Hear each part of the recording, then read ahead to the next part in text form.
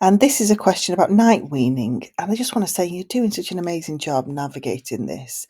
And I can tell how much thought and care that you're putting in because this in between stage when they're not really hungry, but they're also not easily resettling is one of the hardest grey areas in night weaning, I find.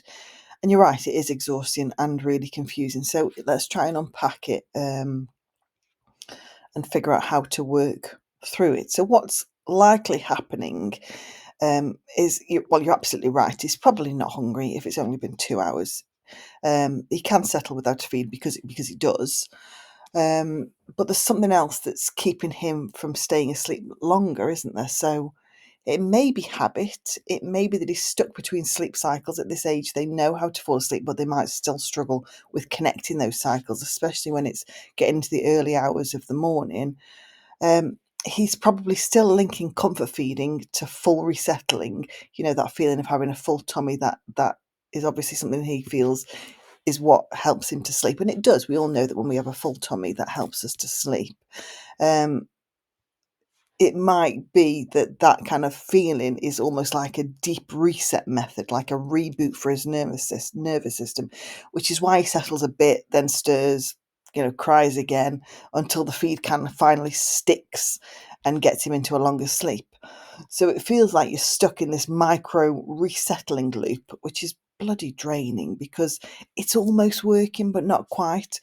Um, so just to say you're not doing it wrong. You're just stuck in between these steps.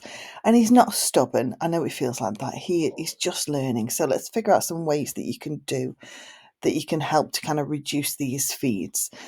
First option is to set a minimum feed gap. So tell yourself, don't offer a feed unless it's been whatever you set that time. It could be 3 hours, it could be 4 hours, it could be 2.5 hours, whatever.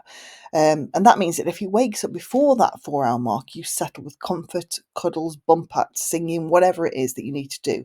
If it's after that 4 hours, then it's a feed. This kind of will give some very clear boundaries, so there's no second guessing. And in the middle of the night when you've just woken up and you're tired and you don't quite know what to do and what you've last done, that can be a really useful thing. You could commit to one stretch without feeding, so pick a time, a window of time that you're going to protect, and you're going to say, well, there's no feeds between this time and that time, and then again you settle in different ways. This, you could have some tricky nights, but consistency, this will help massively. Um,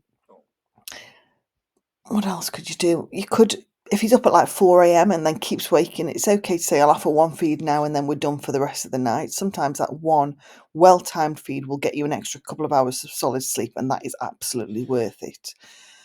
Whatever it is you do, try and do it consistently. Because that will massively make a difference.